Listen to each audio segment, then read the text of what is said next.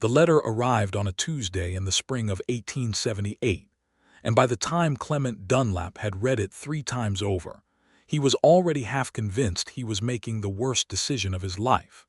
He sat at the rough-hewn table inside his farmhouse on the outskirts of Caldwell, Kansas, turning the folded paper over in his calloused hands like it might say something different if he held it long enough. The lantern threw warm orange light across the wall, and the wind outside pressed against the wooden boards with a low, mournful sound that he had come to think of as the prairie speaking to itself. He had been alone for 2 years. Not lonely. Exactly. Clement Dunlap was not the sort of man who admitted to loneliness, but the kind of alone that presses in on a person when they are trying to build something and realize they cannot build it entirely by themselves. His neighbor, a wide-faced, cheerful man named Harold Prout, had suggested the matrimonial agency 6 months ago. Harold had met his own wife through one such arrangement, and he swore by it the way other men swore by patent medicines or river roots. Clement had scoffed. He had pulled at the brim of his hat and looked off toward the horizon and said something dismissive that he could not now remember. But then winter had come, and the snow had piled up against the door of his farmhouse, and the silence inside had grown very large indeed, and somewhere around February he had written the letter to the Westward Hearts Matrimonial Agency out of St. Louis and told himself it was only to see what they would say. What they said was this: they had found him a match. Her name was Evelyn Leland. She was 24 years of age, originally from a town called Millhaven in southern Ohio. She had been raised in a respectable household, the letter assured him, and was known to be quiet and obedient, possessing a gentle and accommodating disposition that would serve her well in the demands of frontier life. The agency had enclosed a second letter, written in what appeared to be Evelyn's own hand, which was brief and formal, and said almost nothing about who she actually was, only that she understood the nature of the arrangement and was willing to proceed. Clement had read the phrase quiet and obedient at least a dozen times. He was not entirely sure what he had expected, but he supposed it was something like that. He was a practical man. He had 160 acres, a good well, a barn that did not leak, and a house that needed a woman's eye on it. He was 31 years old, with brown hair that needed cutting and hands that never seemed entirely clean no matter how long he scrubbed them, and he thought of himself as a fair man, a steady man, even if he had never been what anyone would call dashing. He wrote back to the agency. He agreed to the arrangement. He sent a train ticket to Millhaven, Ohio, and then he spent the next 6 weeks trying not to think too hard about what he had done. The morning Evelyn Leland's train was due to arrive in Caldwell, Clement put on his least battered shirt, slicked his hair back with water, and drove his wagon into town with the kind of focused calm that men use when they are genuinely afraid of something. Harold Prout had offered to come along for moral support, and Clement had told him firmly that he was not needed. He would meet his intended on his own terms. Thank you very much. The Caldwell train depot was a modest affair. A long platform of weathered wood, a small ticket office that smelled of tobacco and old coffee, and a cluster of townspeople who always turned out when the southbound train came through, not because they necessarily expected anyone or anything in particular, but because the train was one of those things that broke the monotony of frontier life in a way that felt almost festive. Clement stood apart from the crowd, his hat in his hands, turning it slowly at the brim. The train came in with all its drama and noise, hissing and clanging and throwing up great billows of steam that rolled across the platform and made everyone step back and squint. The doors opened. Passengers descended, a drummer with a case of samples, 2 cowboys returning from somewhere that had clearly not treated them well, a family with small children who tumbled onto the platform like apples from a barrel. And then there was Evelyn Leland. Clement saw her before he understood that he was looking at her. She came down the steps with a carpetbag in each hand and a hat that sat slightly crooked on dark auburn hair, and she was already looking around the platform with an expression that was sharp and appraising, and not at all what he would have called gentle. She had gray eyes, he could see that even at a distance, and they moved across the crowd with the kind of quick, assessing intelligence that reminded him of a hawk surveying a field. She was not tall, perhaps 5'4", and she was dressed practically, in a dark green traveling dress that had clearly seen better days, with a wool coat thrown over one arm despite the warmth of the day. She set both bags down on the platform, put her hands on her hips, and began scanning the faces around her with a directness that made several people look away. Clement walked toward her. "Miss Leland," he said, and his voice came out steadier than he felt. She turned to look at him, and those gray eyes moved over him with an efficiency that was almost clinical. She did not look nervous. She looked like a woman taking stock of a situation. "Mr. Dunlap," she said. It was not a question. "That's right," he said. "Welcome to Caldwell." She looked past him at the main street, at the storefronts and the hitching posts and the two saloons that faced each other across the dusty road like old arguments. Then she looked back at him. "It's smaller than I thought," she said. He was not sure what to do with that, so he offered to take her bags. She let him take one of them and kept the other herself, and that seemed to be the way things were going to be.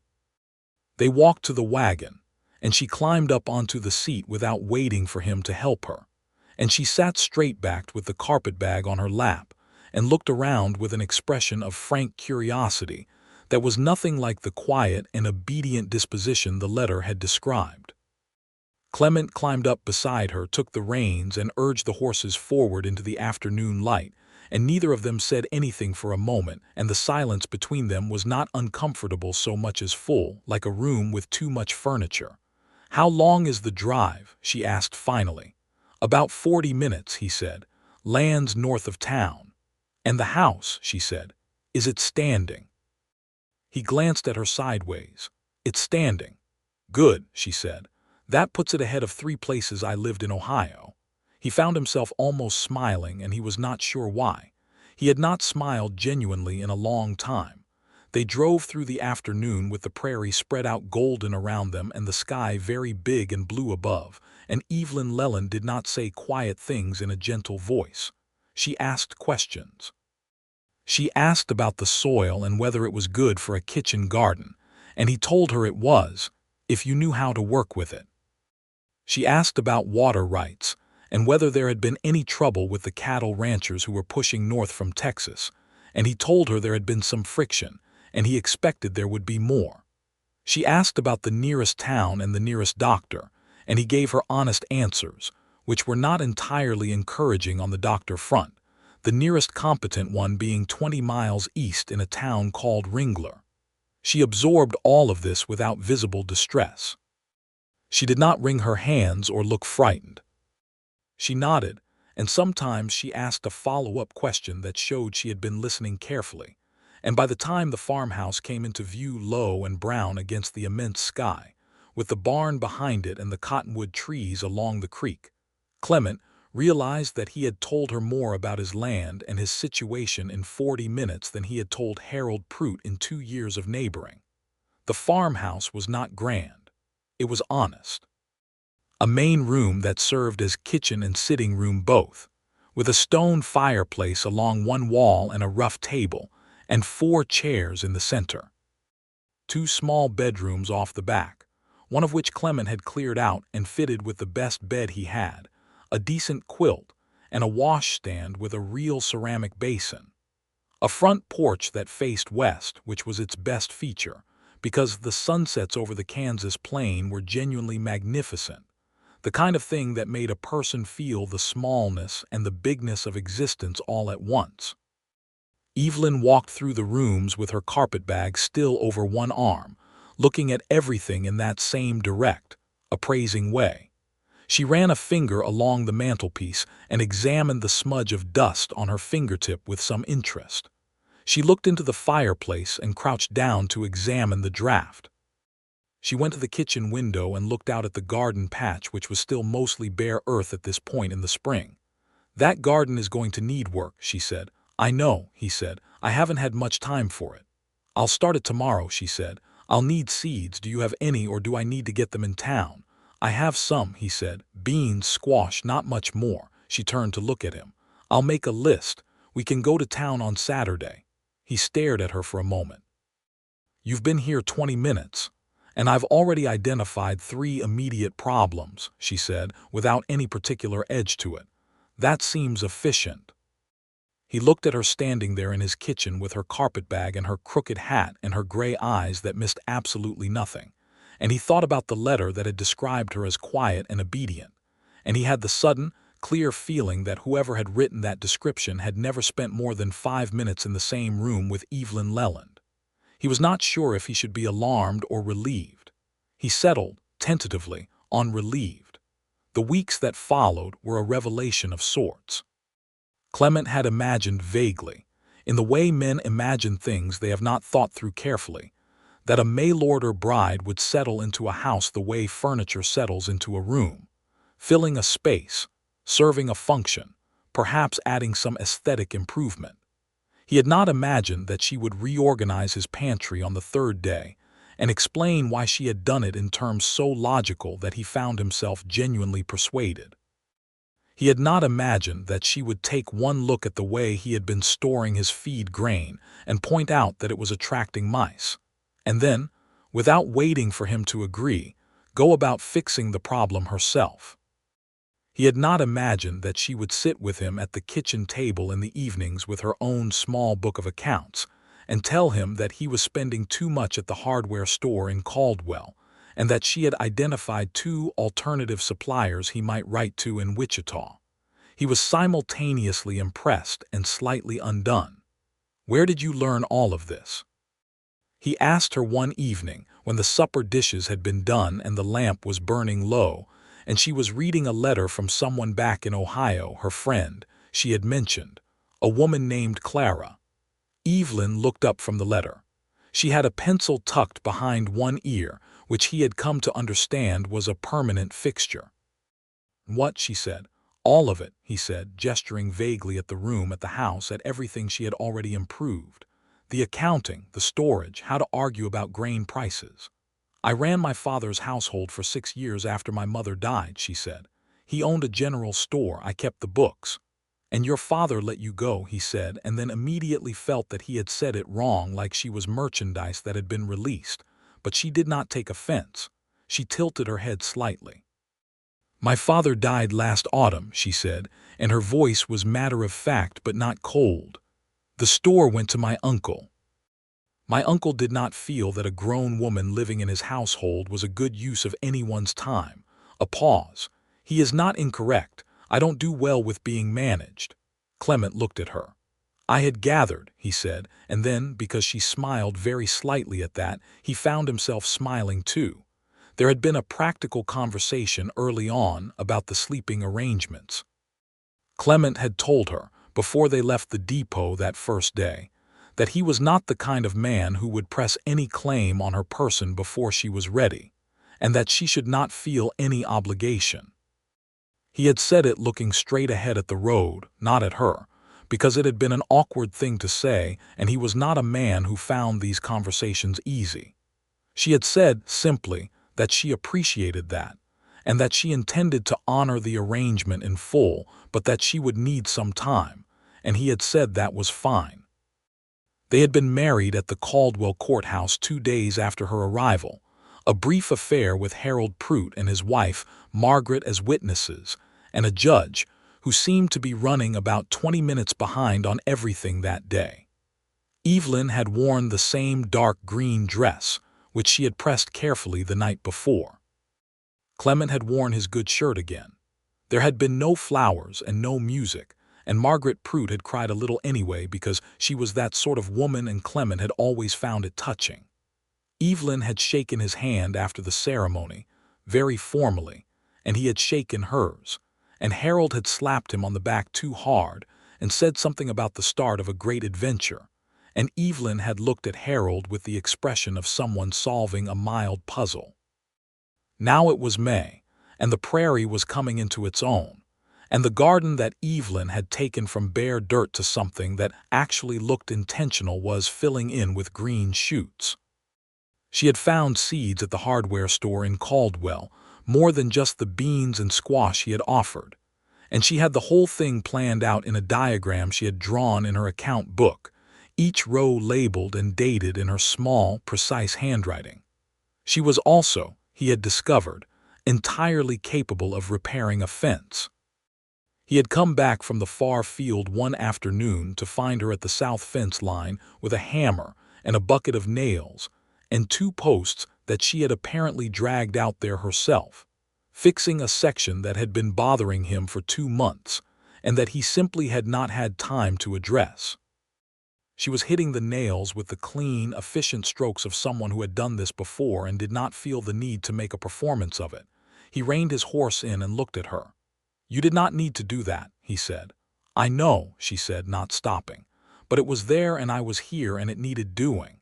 "That is my work," he said, and he said it carefully because he was not sure how she would take it. She stopped then and looked up at him. The sun was behind her and it turned the edges of her auburn hair gold, and her gray eyes were direct as ever. "Is it your work," she said, "or is it the work that needs doing on this farm?" He sat on his horse for a moment. "That's a fine distinction." "It is," she agreed and went back to nailing.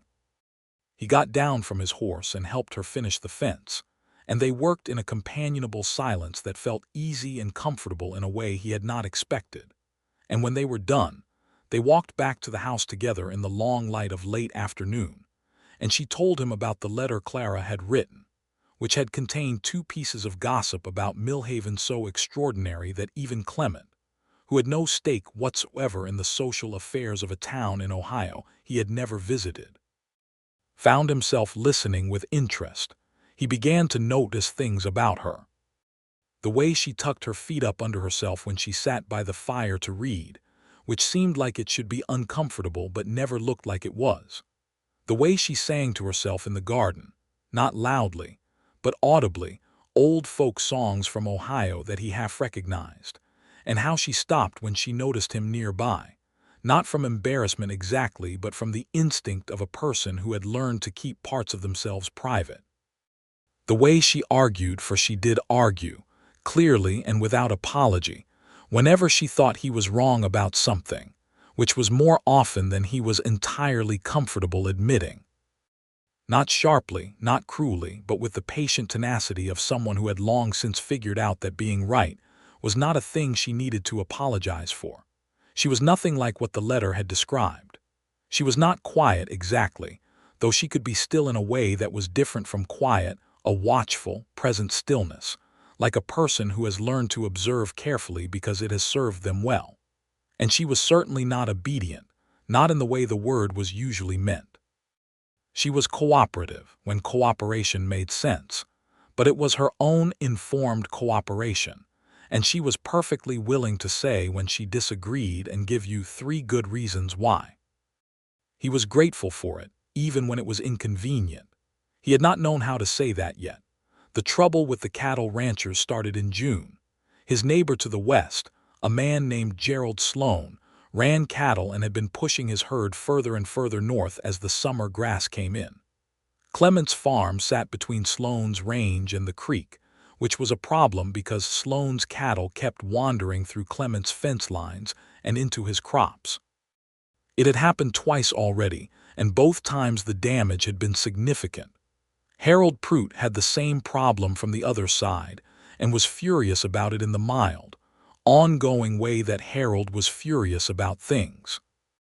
Clement had gone to speak to Sloan about it twice, and Sloan had been dismissive in the way that men who are convinced of their own importance are dismissive, not openly hostile, but condescending, with just enough of a smile to make the condescension hard to address directly. He was a big man, Gerald Sloan, with a wide red face and a hat that was better quality than Clement's, and a foreman named Briggs who stood just behind him when he talked to people, and never said anything, but always made everything feel slightly more threatening. Clement came home from the second meeting with Sloan in a bad temper and said nothing about it at supper, and Evelyn let him be silent for a while and then asked what was wrong. He told her, concisely and without embellishment, because he had found that embellishment was somewhat wasted on Evelyn, who preferred the facts. She listened with her arms folded on the table and her gray eyes steady, and when he was done she said, "Has anyone filed a formal complaint with the county land office?" He looked at her. "What? The cattle destroying crops are a legal matter," she said. "Kansas has fence laws. If his cattle are coming through your fence lines, there are remedies." "Has anyone formally documented the damage?" He had not thought of it in quite those terms. Harold Prout hadn't either, he was sure of that. "You know about Kansas fence law," he said, and it came out more surprised than he intended. "I know about land law in general," she said, without any particular pride. "My father had a dispute with a neighbor about a surveying line when I was 17. I read everything I could find about it at the time." He stared at her. And we won," she said simply. "Document the damage, write down dates and amounts, and then write to the county land office in Wichita and ask about your legal standing. It will cost Sloan more to fight it than to move his fence line." He thought about this. He thought about Gerald Sloan's wide red face and the superior smile and Briggs standing behind him like a shadow. "He won't like it," Clement said. "No," Evelyn agreed. "I don't expect he will." He wrote to the county land office that week.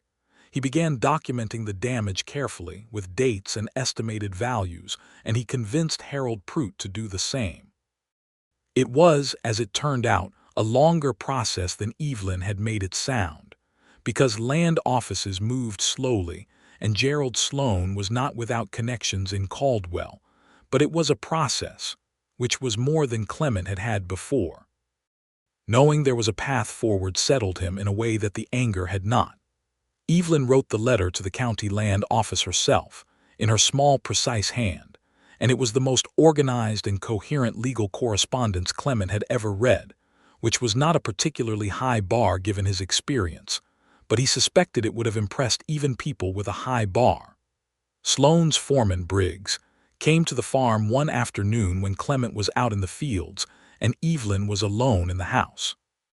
She told Clement about it that evening, plainly and without dramatizing it, though he could see from the set of her jaw that it had not been a comfortable encounter. Briggs had come to the door, had not knocked, had simply appeared on the porch, and had said that Mr. Sloan hoped there would be no formal trouble over a simple matter of livestock, that these things happened on the frontier and reasonable men found ways to accommodate each other without involving officials. Evelyn had told him through the screen door that reasonable men also kept their cattle off other people's crops, and that she would convey his message to her husband, and then she had waited with the door closed and her hand on the latch until he left. She said it without drama, but her knuckles, Clement noticed, were white around her coffee cup. "You should have ridden for me," he said. "There wasn't time," she said, "and I handled it." "Evelyn," he said, and he said her name the way he had come to say it, which was different from how he had said it in the beginning. There was weight to it now and a particular kind of care. "If he comes again when I'm not here, ride for Harold. Promise me that." She looked at him for a long moment. "All right," she said. "I promise." He did not fully exhale until she said it. The cattle situation resolved itself, as many things on the frontier resolved themselves slowly, incompletely, but enough. The county land office sent a letter acknowledging Clement's complaint and citing 2 relevant statutes, and Clement had Harold Prout's wife Margaret help him deliver a copy to Gerald Sloan's house personally, because Margaret was one of those women whose social presence made confrontation unexpectedly complicated, and Sloan had not been quite rude enough to dismiss her. 3 weeks later, Sloan's men extended the fence line 50 yards west, which was not everything, but it was something, and the cattle stayed out of Clement's crops for the rest of the summer.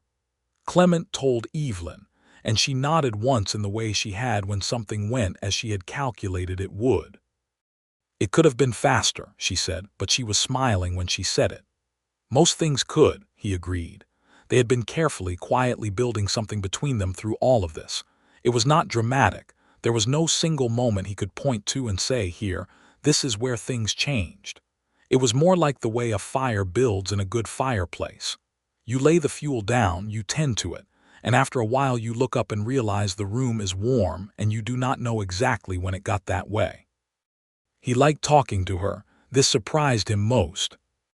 He had not expected to like it, had expected a practical companionship built on shared labor and mutual respect, which would have been sufficient and which he would have accepted without complaint. But he liked talking to her, liked the way her mind moved, liked how she would disagree with him and then listen genuinely when he pushed back, liked how she laughed not often, but when she did it was real, a quick, bright thing that she did not seem entirely in control of. She had made the house different in ways that went beyond the practical. There were curtains now, which she had made from calico she found at the dry goods store in Caldwell, yellow and white, and they made the morning light in the kitchen feel like something worth waking up for. She kept a small tin of wildflowers on the windowsill when they were in season. She had hung a watercolor print she owned, a modest landscape of hills and water on the wall beside the fireplace, and it made the room feel lived, in rather than simply inhabited. One evening in late June, they were sitting on the front porch watching the sun go down over the Kansas plain, and the light was everything purple and orange and gold all at once, the kind of light that makes the world look like it was just created and the paint is not yet dry. Clement had his coffee. Evelyn had her account book open but was not looking at it. They had been talking about the garden, and then they were not talking, just sitting in the quiet that had grown comfortable between them, and he found himself thinking about how right this felt, how unexpectedly right, this woman beside him in the evening light with her pencil and her fierce gray eyes and her yellow curtains and her refusal to be anything other than exactly herself. He did not say any of this, not then. He was 31 years old, and he had never been good at saying the things he felt. The words always seemed smaller than what they were supposed to carry. But he reached over and covered her hand with his.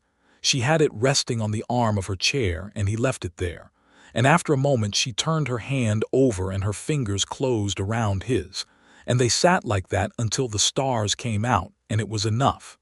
It was more than enough.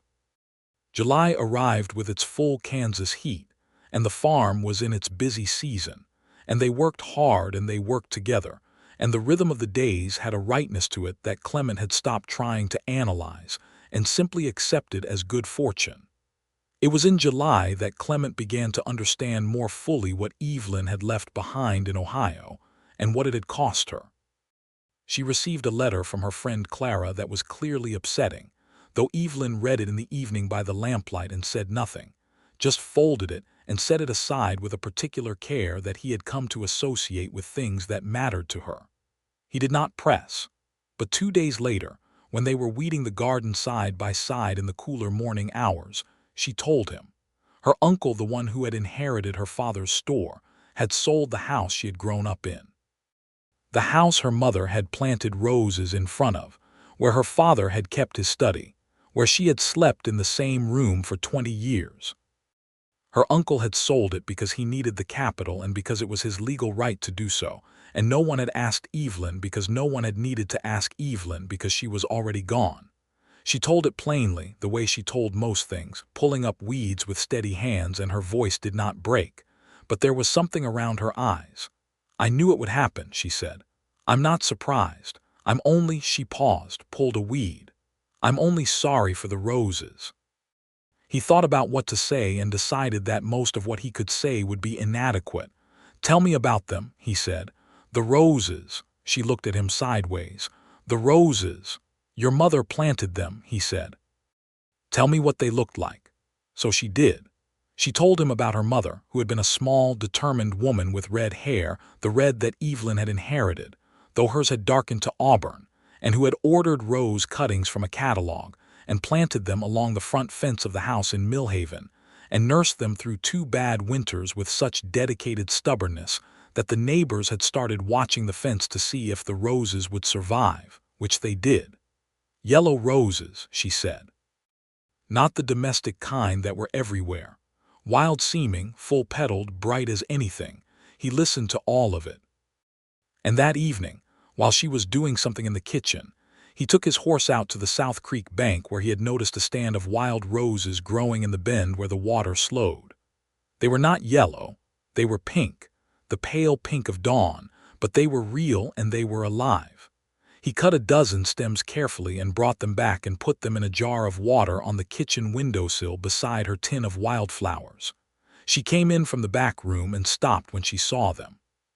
He was at the table with his boots off, working at a piece of harness, and he did not look up, because he suspected that if she needed a moment she would prefer not to be watched while she had it. "Clement," she said. "They're from the South Creek," he said. "I've seen more. The whole bank is full of them." A silence. He kept working at the harness. "Thank you," she said, and there was something in her voice that was different from the usual Evelyn, something softer and less managed, and he was glad he had not looked up because he thought they both needed him not to make a great thing of this moment. "It's nothing," he said. It was not nothing, and they both knew it, and neither of them said so. August. Harold Prout organized a barn raising for a family named Luttrell, who had come to the territory in the spring, and lost their barn to a fire in late July. It was one of those frontier events that brought everyone out, not just for the labor, which was genuine and necessary, but for the gathering, which was its own kind of sustenance out here where people lived far enough apart that community had to be made deliberately. Evelyn had been looking forward to it in a way she did not entirely mask, which told Clement that she missed people more than she let on. She baked 2 loaves of bread and a dried apple pie the day before, which she wrapped carefully for the journey, and she put on her better dress, a dark blue one he had not seen before, which she had apparently been saving for occasions, and she looked, he thought, very fine. The Prout farm was full of wagons and horses and the good, industrious noise of people building something. The men worked on the frame, and the women set up tables of food, and the children ran through everything with the anarchic energy of children who had been cooped up too long. Clement fell into the work easily. He was handy with a hammer and always had been, and he could see Evelyn across the yard, talking to Margaret Prout and another woman he did not recognize, and she was animated in a way she was not always at home, talking with her hands, and twice she threw her head back and laughed in that quick, bright way of hers that he had begun to think of as his favorite sound. Margaret Prout introduced her around with an enthusiastic proprietary air, as if Evelyn were something Harold and Margaret had arranged personally, which in a sense they had, Harold having suggested the matrimonial agency in the first place. Evelyn seemed to tolerate this with good grace. She was genuinely interested in the other women, asked them questions, remembered what they told her, and by the afternoon several of them had sought her out specifically to continue conversations she had started earlier. A woman named Josephine Warren, who had a homestead about 10 miles east and who was brisk and capable, and had been out here 3 years longer than anyone else, cornered Evelyn near the food tables, and they talked for what seemed like a very long time. Clement, passing with a load of lumber, caught a fragment of it, something about water rights and crop rotation, and thought that he had perhaps just witnessed the beginning of a friendship that would outlast many things. There was a man at the barn raising who made Clement pay closer attention than he would have liked. His name was Davis Hartley, and he was one of Sloane's hands who had apparently come along with a group from that side of the territory, and he was young and dark-haired and knew it, and he had a way of talking to women that involved standing very close and smiling very deliberately. Clement noticed him talking to Evelyn near the well at one point, and Evelyn's expression was the one she wore when she was politely hearing someone out while deciding how seriously to take them. She walked away from the conversation without looking back. Later, when they were in the wagon heading home in the blue evening, Clement said, casually, "What did that Hartley fellow want?" Evelyn looked at him. "He was being charming," she said. "Effective," said Clement, and was immediately annoyed at himself for asking. Evelyn studied him for a moment with a look that was somewhere between amused and something warmer. "Not especially," she said. Then, after a pause, "Do you have concerns about my judgment, Clement?" "No," he said. "None at all." "Good," she said. And then she shifted slightly on the wagon seat so that her shoulder was against his, and she stayed that way for the rest of the drive home, and he did not say anything about it, but he thought about it for a long time after. September came, and the harvest, and they were in it together from before dawn until after dark for 3 weeks straight, and it was hard and it was good. And by the end of it, Clement was aware that he was in love with his wife in a way that was so complete and so obvious that he was slightly annoyed it had taken him this long to name it clearly to himself. He had known it for a while in the way you know something you have not yet decided to admit. He had known it the first time she argued him into sense about the fence laws. He had known it when she told him about the yellow roses. He had known it the evening he reached across, and she turned her hand over and held his in the dark. But he was a careful man, and he had been alone for a long time, and the habits of caution die hard, and so he had let the knowledge sit in him for a while without doing anything about it. He thought she might feel something. He thought, based on the evidence, which he had been turning over in his mind with the same methodical attention he gave to everything that mattered, that she was not indifferent to him. But thinking a thing and knowing it are different, and the territory between them still felt, in certain moments, like land he was not yet sure of the footing on. He tried to say it one evening in September and did it wrong. He had been thinking all day about how to begin, and he came in from the evening chores and she was at the stove making supper, and she said something funny about a hen that had gotten into the garden again, and he laughed, and then he said, abruptly and with no preamble, "I think I ought to tell you something." She turned from the stove, and her expression was careful and composed in the way she became careful and composed when she sensed something significant was coming. "All right," she said. He stood there in the kitchen in his work clothes with his hat in his hands, turning it at the brim, and the thing he wanted to say felt too large for the room. "This arrangement," he said, and then stopped, because that was entirely the wrong word. Arrangement. It was cold and transactional and nothing like what he meant. "Yes," she said, "it's not." He started. "I want you to know that it is not. That is, I don't think of it as." He stopped. He pressed his lips together. He was making an absolute wreck of this. "I'm not good at this," he said finally. She looked at him for a long moment. Then she turned back to the stove, but he could see the side of her face, and there was a small, private smile there that she was perhaps not trying very hard to hide. "Clement," she said, her voice even and warm. "I know." He stood there. "You know." "I think so," she said, and I think a pause while she stirred something. "I think you should know that I feel the same way about it, this arrangement as you call it." He could hear the gentle teasing in it. "I find it rather considerably more than an arrangement." He let out a long breath. The kitchen felt warmer, though the stove had not changed. "Right," he said. "Good, that's good." She turned from the stove fully then, and the smile was no longer private, and she was looking at him with her gray eyes clear and warm and direct, which was the only way she ever looked at anything. "You are going to have to get better at this," she said, "saying what you mean." "I know," he said. "I'll work on it." "You work on most things," she said. "I expect you'll manage." He crossed the kitchen in 3 steps, and he took her face in his hands, which were big and calloused and not entirely clean even now, and he kissed her. And she kissed him back without any hesitation whatsoever, which was entirely in keeping with everything he had come to understand about Evelyn Leland, who was not quiet and not obedient, and was the most fully herself person he had ever known, and he was grateful deeply, genuinely, completely grateful for every bit of it. After that, things between them settled into something richer and more open, the way a river settles when the spring flooding is done, and it runs clear and deep in its proper bed. They were easier with each other.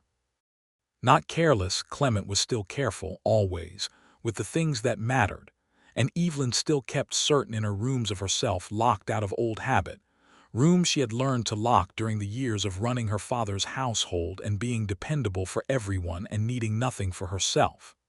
But she let him in, slowly and deliberately, the way she did everything, with full intention and without apology.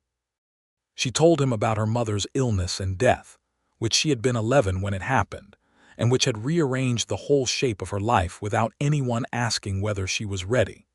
She told him about the years of keeping house, of doing the accounts, of being efficient and capable and necessary, which were fine things to be but not the whole of a person, and how somewhere in those years she had begun to feel like she was slowly disappearing into the function of herself. She had agreed to the matrimonial agency, she said, not out of desperation, and she said this with a directness that made clear she would not accept a charitable interpretation, but because it seemed like the most honest path to a new life. She had not wanted to be anyone's ward.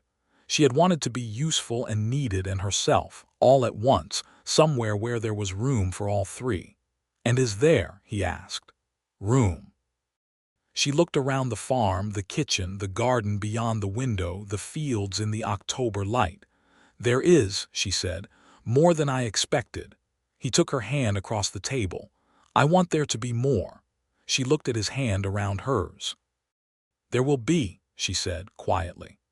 October and November passed in the way the frontier autumn passes, with a beauty that is also a warning, the gold and copper of the grass against the increasingly severe sky, the shortening of the days, the urgency of putting everything in order before winter came down. They worked hard and they talked and they argued sometimes, which were arguments that never lasted long because Evelyn was almost always right, and Clement was honest enough to admit it when she was, and she was honest enough to acknowledge when she was not. Harold Prout and Margaret came for supper one October Sunday, and Harold watched Clement and Evelyn with the satisfied air of a man who has done something clever, and Margaret kept squeezing Evelyn's hand and saying she was so glad. She was just so glad, and Evelyn received this with graceful tolerance. After the Prouts left, Clement did the dishes, which was something he had started doing sometimes because Evelyn had been doing them every night, and it seemed like an obvious inequity once he thought about it. And Evelyn sat at the table with her account book and looked at him with an expression he had not quite seen before. "What?" he said, up to his elbows in wash water. "Nothing," she said. "Evelyn," she smiled, the private one she still had that she had not entirely let become public.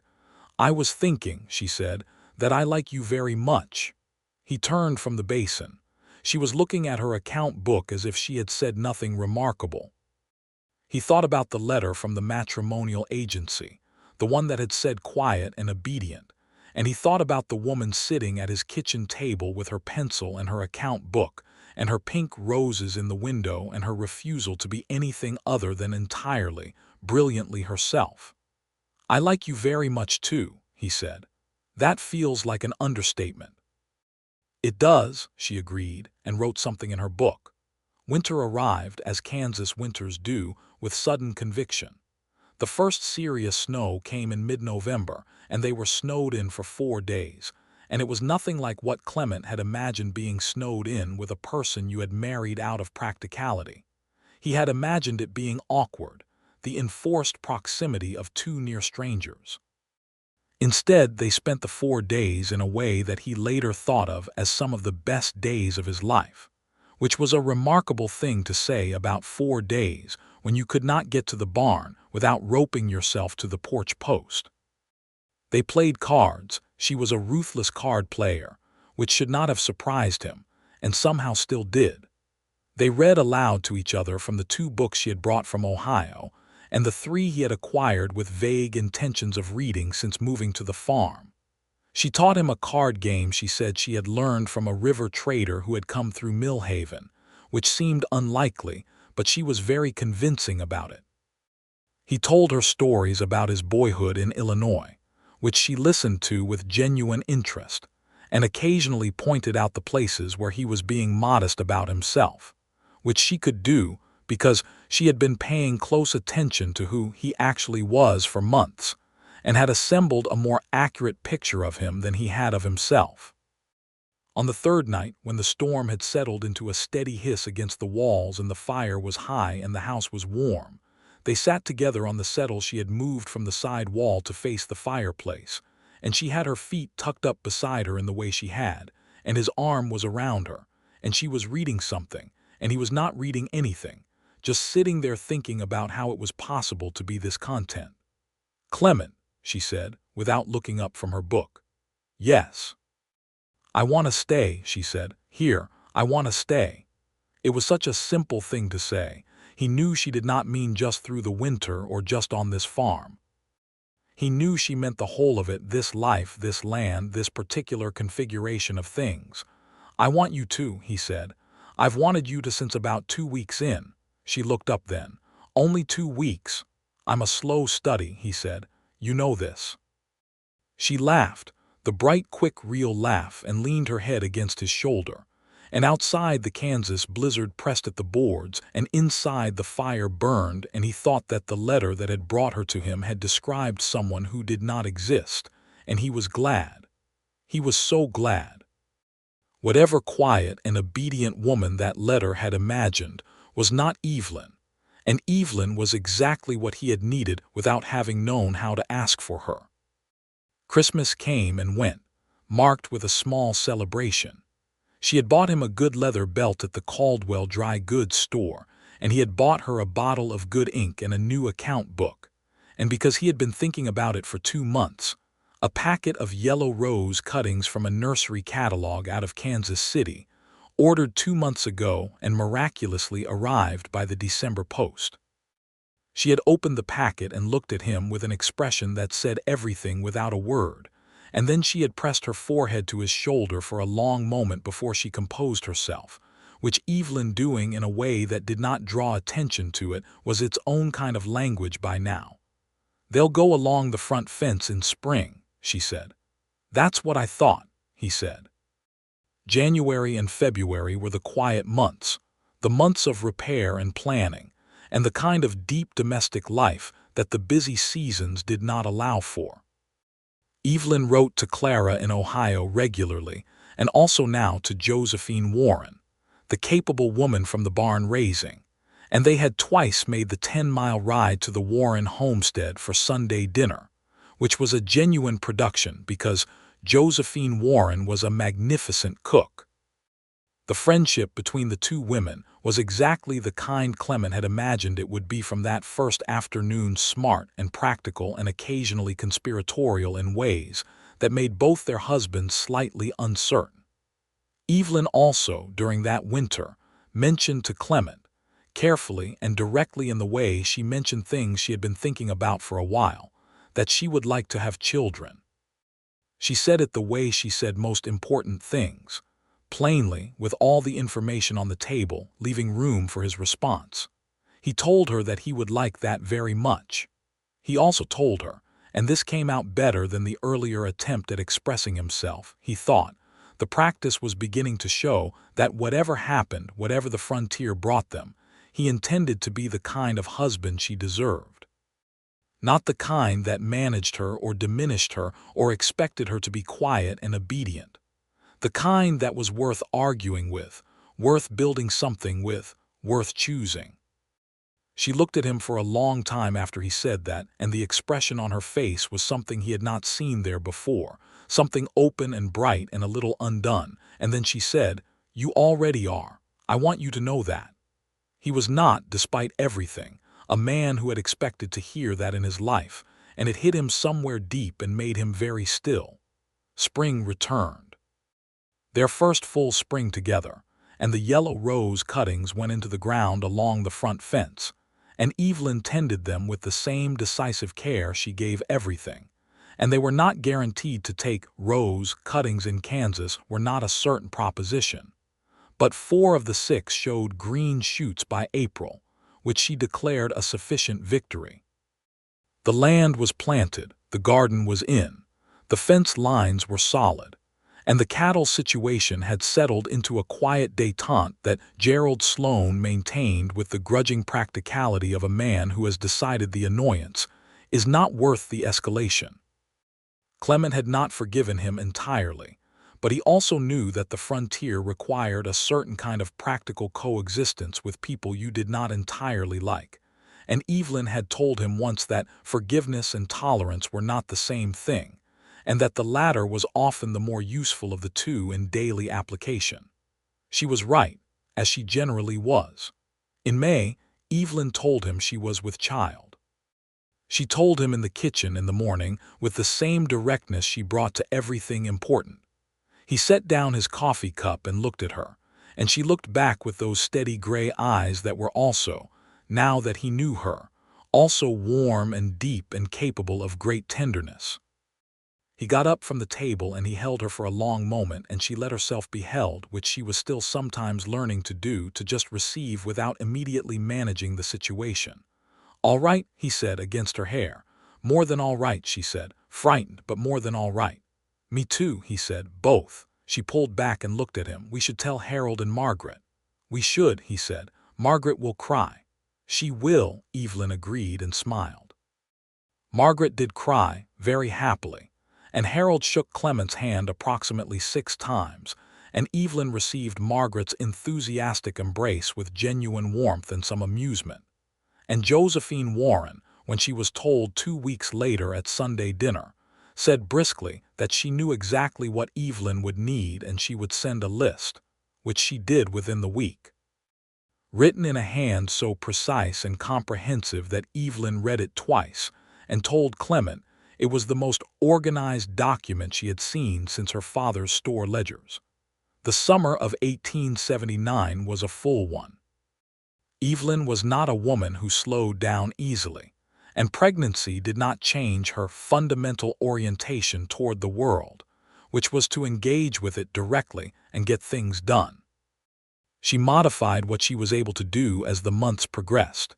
She accepted help with the heavier garden work without excessive argument, which Clement privately considered a significant concession, but she continued to run the household with her usual precision, and to track their accounts, and to ride out with him to check the fence lines in the early mornings when the prairie was still cool and the light was long and low. He worried about her. He was aware that he was probably worrying more than necessary, because Evelyn was extremely competent and in good health, but worry was not a thing that responded particularly well to reason, and she was the most important person in his world, and the frontier was what it was. They had a genuine argument in August, their biggest one yet, about whether she should make the ride into Caldwell to meet the doctor from Ringler, Dr. Wentworth, who came through Caldwell on the 2nd Thursday of each month. Clement had arranged for him to check on Evelyn, and Evelyn felt that 20 miles round trip in a wagon for what she described as a routine checkup was excessive. Clement felt that it was not excessive. The argument lasted through supper and into the evening, and they were both still sharp about it when they went to bed, which had not happened before, and he lay awake for a while in the dark thinking about it. In the morning she was already up when he came to the kitchen, and there was coffee, and she handed him a cup and said, without looking at him, "I'll go to Caldwell Thursday." He took the coffee. "Thank you," he said, and kept his voice careful. She looked at him then, and her eyes were clear, and there was something in them that was not quite amusement and not quite apology, but somewhere between the two. "I am not always right," she said. "I know that. Neither am I," he said. "I know it too." "We are a fine pair," she said. "The finest," he said, and she smiled, and the argument was done. Dr. Wentworth was a capable, taciturn man of about 50 who had been practicing medicine on the frontier for 20 years and who took one look at Evelyn and said she was in fine health, and then had a brisk conversation with her about what to expect in the coming months that impressed Clement with its frankness and apparently impressed Evelyn too, because she said on the ride home that she liked him. "He spoke to me like I was a person," she said. "You are," said Clement. "You know what I mean," she said. He did. September in Kansas, and the baby came 2 weeks before they expected him. A boy, solid and loud and red-faced with fury at the indignity of arrival, and Dr. Wentworth was there because Clement had ridden through the night to fetch him. 30 miles round trip through the dark on roads he knew well enough to navigate without full light, and Josephine Warren was there too, because she had anticipated this, and had ridden over when she had not heard from Evelyn in several days and had simply stayed. It was Josephine who held Evelyn's hand through the hard hours, and it was Josephine who told Clement afterward, when he had been pacing the porch for what felt like years, that everything was all right and he could come in now. He went to where Evelyn was, and she was exhausted and pale and entirely herself, already sitting up, already asking questions. And he sat beside her and she put the baby in his arms and he looked down at this furious red-faced boy with something in his chest that had no name he had ever used. "He looks angry," Clement said. "He takes after me," Evelyn said, and her voice was rough with tiredness and thoroughly amused. They named him Samuel William Dunlap, William for Clement's father and Samuel because Evelyn had wanted Samuel, and it was not the sort of thing Clement was inclined to argue about. Samuel was, from his first moments, exactly what Evelyn had predicted: loud, opinionated, and constitutionally unwilling to be quiet when he had something to communicate, which was most of the time. Clement looked at him in the mornings and found that he could not stop smiling, which was embarrassing and entirely worth it. The weeks after Samuel's birth were exhausting and warm and full of the particular grace of new life demanding your complete attention and not accepting substitutes. Josephine came twice a week and was practically useful in ways that only someone who had done this before could be. Margaret Prout came and cried, which was expected, and held Samuel with the practiced ease of a woman who had raised 3 children of her own. Evelyn healed well and came back into herself by stages, each stage more fully present than the last, and by the time Samuel was 6 weeks old, she was at the kitchen table with her account book and her pencil and a cup of coffee, plotting out the winter provisions with the focused efficiency that was one of the things he loved best about her. And Samuel was in the wooden cradle Harold Prout had made and brought over as a gift. And the yellow roses Clement had planted along the front fence had all taken root, all 4 of them, and they were going to bloom next summer. There was no question about it now. He stood in the kitchen doorway one October evening and watched her there, the lamplight, the account book, the soft sound of Samuel breathing in his cradle, the yellow curtain she had made from calico and which still made the room feel like home, and he thought about the letter that had started all of this. The letter from the Westward Heart's matrimonial agency that had described a woman who was quiet and obedient, and he tried to imagine that woman, tried to conjure her up, and he could not. He could not imagine anyone other than Evelyn, who was exactly not those things, who was vivid and sharp and fierce and funny and deeply, specifically herself in every particular, who had taken his farm and his life and his stubborn Midwestern reticence and made something genuinely good of all of it. She looked up from her book. She had the pencil behind her ear. "You're standing in the doorway," she said. "I am," he agreed.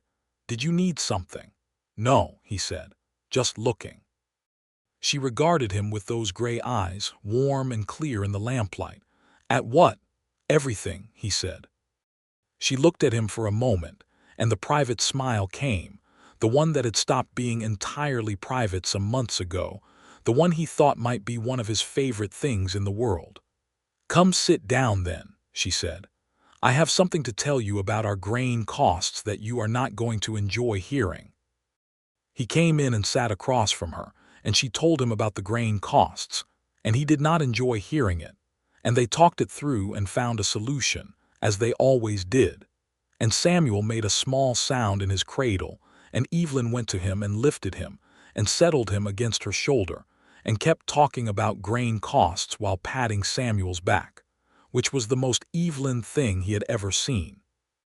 And he sat at the kitchen table and watched, and thought that he was the luckiest man in the state of Kansas, which was a large state, and the competition was not insignificant. The winter of 1879 into 1880 was cold but good. They were warm and stocked, and Samuel was thriving in the noisy, demanding way of healthy babies everywhere, and the farmhouse that had once felt like a place a man lived alone felt like something different now. Clement repaired a section of the barn roof and built 2 new shelves in the kitchen that Evelyn had been wanting since August, and she organized them with an efficiency that made even the shelves look like they were participating in something intentional. He got better at saying what he felt. This was a slow process, but it was real, and Evelyn helped it without being obvious about it, She had a gift for asking the right question at the right moment, for creating space in a conversation where honesty became possible, and he took that space when it was offered and tried to meet her there. "I was afraid," he told her one evening in February when you got off the train. "I thought you would be nothing like that. We wouldn't." He stopped, tried again. "I thought it would be a practical arrangement and nothing more." "Were you disappointed when it wasn't?" she asked. "No," he said immediately. "No, the opposite, but it was frightening. Caring about something, it's frightening." She was quiet for a moment. "I know," she said. "It is. I was frightened too." "Of me," he said. "Of wanting it to be real," she said. "I've been practical for so long, wanting something to be real felt dangerous." He understood that exactly. He had lived in practical for a long time himself. "It is real," he said. "It is," she said, and she reached across the table and put her hand on his. And it was the same gesture, reversed, that had started something on the front porch one June evening in the long prairie light. And it meant exactly what it had meant then and considerably more. Spring came back around, the spring of 1880, and with it the yellow roses along the front fence burst into bloom, all four of them, full and bright and undeniable, exactly the color her mother had chosen, exactly the living declaration of a woman who had planted something with faith in the future. Evelyn stood at the front fence on a May morning with Samuel on her hip, looking at them, and Clement stood beside her, and the prairie was every shade of green and gold in the morning light. "She would have liked this," Evelyn said, "her mother, the roses." "I think so too," he said, though he had never known her. "Tell me something she would have said." Evelyn thought for a moment. Samuel grabbed at her collar with both fists, which she ignored. "She would have said the ones on the East End need more water," she said. "She was always very specific about roses." Clement looked at the roses on the East End. "She might be right," he said. Evelyn laughed, that bright, quick, real laugh, and Samuel startled and then laughed too, at 4 months old. A small, gurgling, surprised sound. His first real laugh.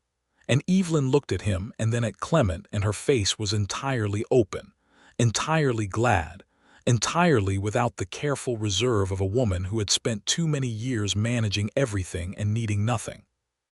He put his arm around her and she leaned into it, Samuel between them, pointing one small fat fist at the roses as if directing them. And Clement thought that the letter had been wrong about everything, absolutely everything, and it had led him exactly here, and here was magnificent. Later that morning, while Evelyn was inside and Samuel was down for a sleep, Clement watered the East End roses. Carefully. Extra. He thought Evelyn's mother would have approved of the diligence. The summer continued to unfold with the rich, ordinary fullness of a life that is working the way it is supposed to. Josephine Warren came to visit with her husband Edward, who was a quiet, deliberate man that Clement found he liked in direct proportion to how much his wife liked Evelyn, which was a great deal. They had dinner on the porch in the long July evening, and the conversation moved from crops to politics to the state of the railroad, to a story Edward told about a bear he had encountered near the river the previous spring that was so escalating in its details that Clement privately suspected it of being improved with each telling. And Evelyn watched Edward tell it with an expression of scientific skepticism that she was only partly hiding. After the Warrens left, Evelyn said, "The bear was not actually that large." "You don't know that," Clement said. "I know Edward Warren," she said, "and I know that story has grown. There were no tracks crossing the road in his telling last November." Clement considered this.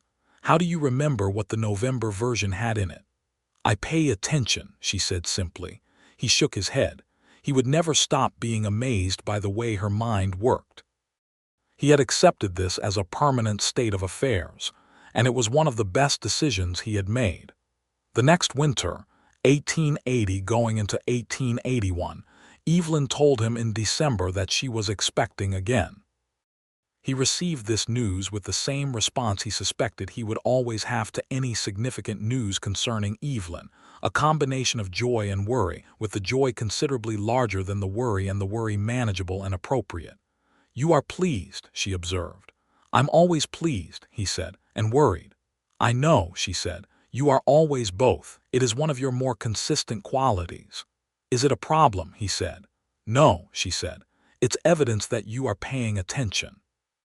Samuel was 14 months old and mobile in the determined, catastrophic way of 14-month-old boys, and Clement spent a significant portion of December reinforcing the lower shelves in the kitchen and putting latches on things, which Evelyn supervised with the account book in one hand and Samuel on her hip, directing operations. Harold Prout, when told the news, shook Clement's hand again approximately 6 times. He was consistent, Harold. The second baby came in August of 1881, and this one was a girl, smaller than Samuel had been, and quieter about her arrival, which Evelyn said was suspicious and she did not trust it. And she was not wrong, because the quietness lasted approximately 4 days, and then the baby expressed her opinions about the world with considerable volume and specificity. They named her Rose. Evelyn said it first, and Clement agreed without hesitation, because there was no other name. Rose Margaret Dunlap, Margaret for Margaret Prout, who cried again at the honor, genuinely and without restraint, in a way that was so completely Margaret that everyone present was moved by it. Rose grew the way the roses grew along the fence, steadily, deliberately, with a quiet certainty about herself that she apparently arrived with. She had Clement's brown hair and Evelyn's gray eyes, and from very early on a look of focused attention that made Harold Prout say she was going to be a handful, which Clement suspected was accurate, and which he also suspected he would not mind. The farm was a good farm. It was more than a good farm. It was the thing Clement had been trying to build when he wrote that letter to the matrimonial agency in a February blizzard with the silence pressing in around him.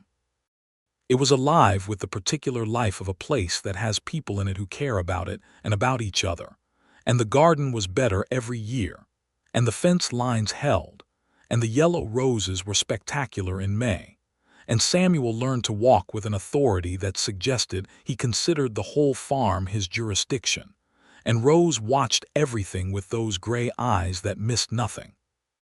Evelyn ran the household accounts with precision, and advised on crop planning, and had extended her friendship with Josephine Warren into what was clearly a permanent and important feature of both their lives. And she still argued with Clement when she disagreed with him, and he still had to work to say the things he meant, but worked at it faithfully because she was worth the effort, because the conversation was always worth the effort, because she had never in 2.5 years given him reason to be anything other than completely honest with her. He told her he loved her in October of 1881, properly in plain words, which he had been working up to for what felt like longer than was dignified. They were on the front porch in the evening, the old ritual of it, the supper done and the children asleep and the prairie dark and enormous around them and the stars extraordinary in the Kansas sky. "Evelyn," he said. Yes, she was looking at the stars. "I love you," he said, plainly, without hedging. She was quiet for a moment, still looking at the sky. Then she turned to look at him, and her face was entirely visible to him in the dark, every expression of it, because he had been reading it for almost 3 years, and it was the most familiar and most interesting landscape he knew. "I love you too," she said. "I have for quite a long time." "I know," he said. "I have too. I wanted to say it properly." "You could have said it properly at any point," she observed, which was entirely fair. "I know that too," he said. She reached over and took his hand. He held it, and the night was cool and the stars were bright, and the sound of the prairie at night was the sound of the world minding its own business and getting on with things. And inside the house, his son and his daughter were sleeping, and beside him was the woman who had arrived at the Caldwell depot with 2 carpetbags and a crooked hat, and nothing like the gentle and quiet disposition the letter had promised, and it was the best possible kind of being wrong. "The East roses," he said eventually. "They're doing better this year than last." "They are," she said. "I think the extra water helped." "Your mother knew her roses," he said.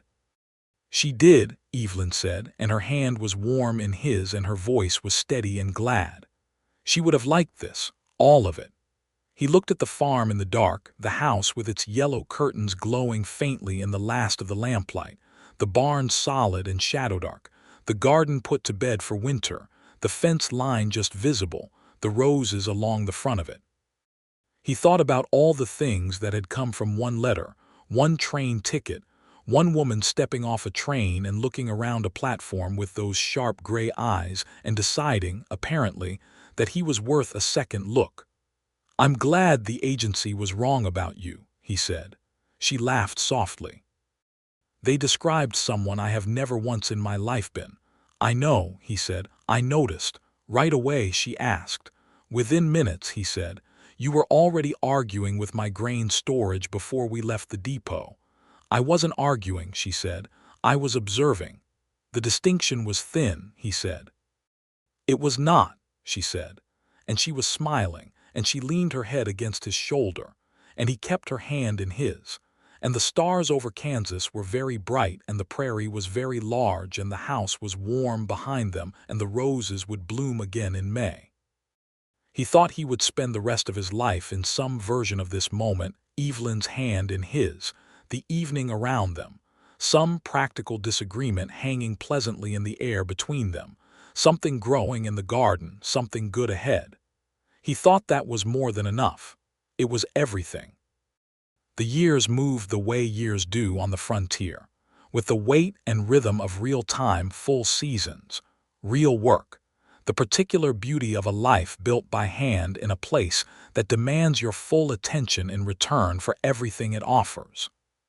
Samuel grew into a boy who was loud and curious, and who followed Clement around the farm with a focused interest that Clement found deeply touching and occasionally exhausting.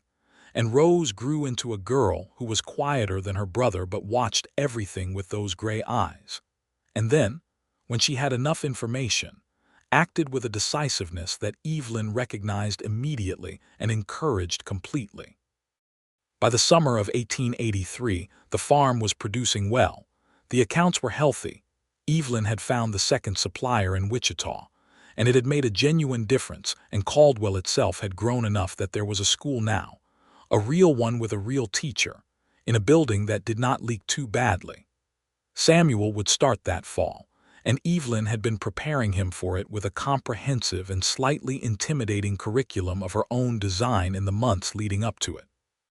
Clement watched her teach their son the alphabet one evening in the yellow lamplight, Samuel laboriously tracing letters on a slate, while Evelyn sat beside him with patient, absolute focus, and he thought about the woman the letter had described. He thought about quiet and obedient, and he almost laughed because there she was, his wife, teaching their son to read with the tenacity of a general and the warmth of someone who genuinely believed that every letter on that slate was going to matter to this child's life, and not one breath of it was quiet in the way the word was usually meant, and not one moment of it was obedience to anything other than her own deep conviction about what mattered. He had never been more grateful for anything in his life. He got up from the table and brought her a cup of coffee, and she took it without interrupting the lesson, and she squeezed his hand as she took it, a quick brief pressure that said everything. And Samuel looked up from his slate and said, "Papa, is an E hard or easy?" And Clement sat down with them and said, "Your mother would say it depends on who's writing it." And Evelyn gave him a look of pure amused reproof over Samuel's head, and they stayed there in the lamplight long past Samuel's proper bedtime, which was not something Clement would change.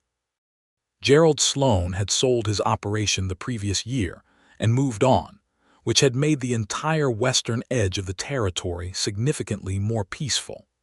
The man who bought the Sloane land was a younger rancher who had the novel approach of actually talking to his neighbors before moving his cattle, and the fence lines between them had been a matter of cooperative agreement rather than county land offices, which was a refreshing change.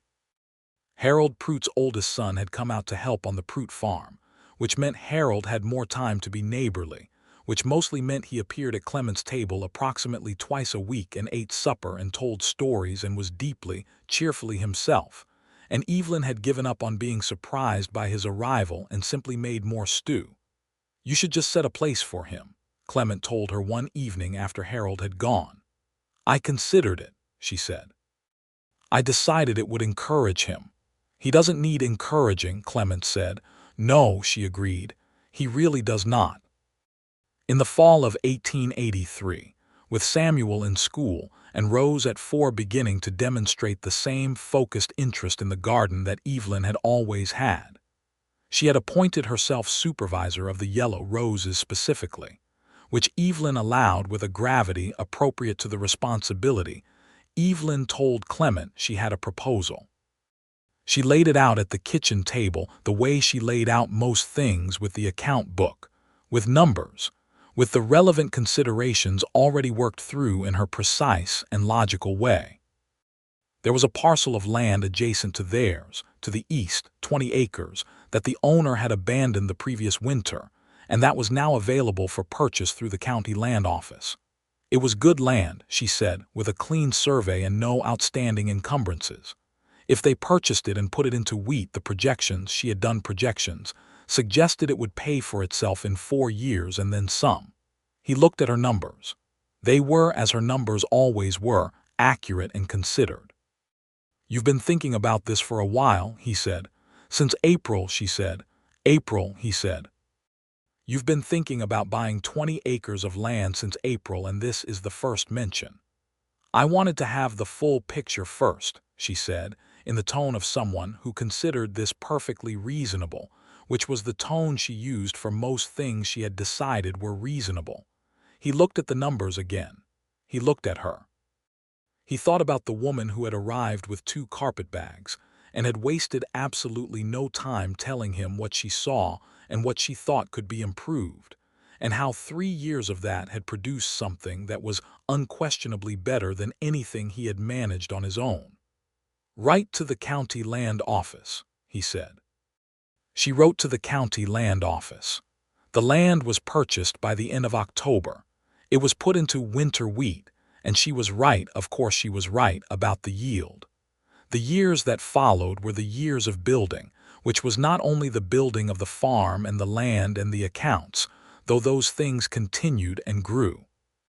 It was the building that happens between 2 people who have decided to know each other fully, which is a longer and more intricate project than any of the physical ones and never really finishes, which is one of its better qualities. He knew the way she moved through worry quietly, working twice as hard, keeping the account book close. He knew the sound of her real laugh versus her polite laugh versus the laugh she used when she found something genuinely absurd. He knew that she loved the prairie most at dawn, when the light came across it long and clean, and that she sometimes got up before him just to stand on the porch for 10 minutes and watch it. He knew that letters from Clara in Ohio still sometimes made her look briefly at nothing for a moment before she composed herself, because she missed what she had left, even though what she had arrived at was real and good. She knew that he found it hard to ask for help and was working on it. She knew that he was prouder of the farm than he ever said directly, that the 160 acres plus the 20 they had added were not just land to him, but evidence of something, proof of a life built well. She knew that watching Samuel and Rose together, Samuel explaining things to Rose with the authority of 4 years' seniority, Rose listening to approximately a third of it before deciding she had enough information to proceed, made him quietly, completely happy. In the spring of 1885, the yellow roses along the front fence were at their peak, the most spectacular they had ever been, a long run of yellow gold that caught the morning light and held it. Evelyn stood at the fence on a May morning and looked at them for a long time. Clement came and stood beside her and they looked together. "She'd be so pleased," Evelyn said. "She would," he said. "4 of them, all blooming. They've spread too. Look at the ends." The ends of the planting had put out runners along the fence, extending the row in both directions by a foot on each side. Left to themselves, they would take over the whole front fence in another few years. "Let them," Evelyn said, which was not a thing she said often. She was a woman who liked orderly systems, but for the roses she made an exception. He put his arm around her. She leaned into it. Behind them the farmhouse stood solid and lived in and theirs, with the good well and the barn and the fields in their spring green. And inside the house Samuel and Rose were conducting some negotiation about breakfast that they could hear faintly through the open kitchen window. "Clement," she said. "Yes." "I want you to know," she said, and her voice was steady and full and careful in the way she was careful about the things she meant most, "that this is the life I would have chosen. If anyone had asked me years ago to describe the life I wanted, I could not have said it. I did not know how, but this is it." He held her closer. "Good," he said, and then, because he was better at this now, because she had helped him be better at it, "because you are the life I would have chosen. You specifically. Not a woman who was quiet and obedient, not a woman who would have let me be the only one thinking. You." She was quiet for a moment in the way she was sometimes quiet, not the absence of something but the presence of something that needed a moment to be received. "The agency was very wrong about me," she said finally, and there was laughter in it. "Catastrophically," he agreed. "I've never been more grateful for bad information in my life." She laughed and he kissed her temple, and the Kansas morning spread out around them, enormous and clear and full of the yellow roses her mother had loved. And inside the house the children were negotiating breakfast with increasing volume, and this was the life, completely and entirely, and it was better than anything the letter had promised or the letter had imagined. It was real and warm and theirs, and it was everything.